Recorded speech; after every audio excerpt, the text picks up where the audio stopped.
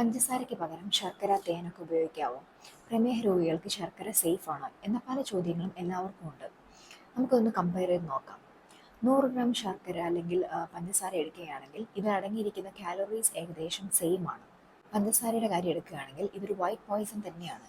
കാലറീസിനും അപ്പുറം മറ്റൊരു പോഷകങ്ങൾ നമുക്കിതിൽ നിന്ന് കിട്ടുന്നില്ല. എന്നാൽ ഇതിനെ അപേക്ഷിച്ച് ശർക്കരയിൽ നമുക്ക് കുറച്ച് കൂടുതൽ ഗുണങ്ങളുണ്ട്. കാൽസ്യം, അയോൺ, മാംഗനീസ്, ഫോസ്ഫറസ്, ചെറിയ വൈറ്റമിൻസ് ഒക്കെ അടങ്ങിയിരിക്കുന്നു ഈ ഒരു ശർക്കരയിൽ. നമ്മുടെ തേനിലാണെങ്കിൽ പോലും കുറച്ച് ആൻറ്റി ഓക്സിഡൻസ്, വൈറ്റമിൻസ് അടങ്ങിയിട്ടുണ്ട്. എന്നാൽ പ്രമേഹ രോഗികൾക്ക് ഒരിക്കലും പഞ്ചസാരയ്ക്കുള്ള പകരക്കാരനല്ല ഈ ഒരു ശർക്കര. കാരണം ഇത് മൂന്നും ഡിഫറെൻറ്റ് ഫോംസ് ഓഫ് ഷുഗേഴ്സ് തന്നെയാണ്. മാത്രമല്ല ഇതിൻ്റെ ഗ്ലൈസമിക് ഇൻഡെക്സ്, അതായത് നമ്മളിത് കഴിച്ചു കഴിഞ്ഞ് ശരീരത്തിൽ എത്ര പെട്ടെന്ന് നമ്മൾ ശരീരത്തിലെ ഷുഗറിൻ്റെ അളവ് കൂടുന്നു എന്നതിൻ്റെ പറയുന്നതാണ് ഗ്ലൈസമിക് ഇൻഡെക്സ്. അത് ശർക്കരയ്ക്കും പഞ്ചസാരയ്ക്കും വളരെ കൂടുതൽ തന്നെയാണ്. അതുകൊണ്ട് തന്നെ പ്രമേഹ രോഗികൾ ഇത് ഉപയോഗിക്കുമ്പോൾ പ്രത്യേകം ശ്രദ്ധിക്കുക.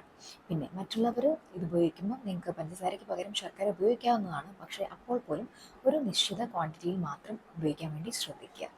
പഞ്ചസാരയോ തേനോ ശർക്കരയോ ഇതിലേതും കൂടുതലായിട്ട് നിങ്ങൾ ഉപയോഗിച്ചു കഴിഞ്ഞാൽ പ്രമേഹം അല്ലെങ്കിൽ കൊളസ്ട്രോൾ, അമിതവണ്ണമൊക്കെ ഉണ്ടാവാനുള്ള റിസ്ക് കൂടുന്നതായിരിക്കും. സോ ഈ ഒരു ഇൻഫർമേഷൻ നിങ്ങൾ മാക്സിമം എല്ലാവർക്കും ഷെയർ ചെയ്യാം. Thank you.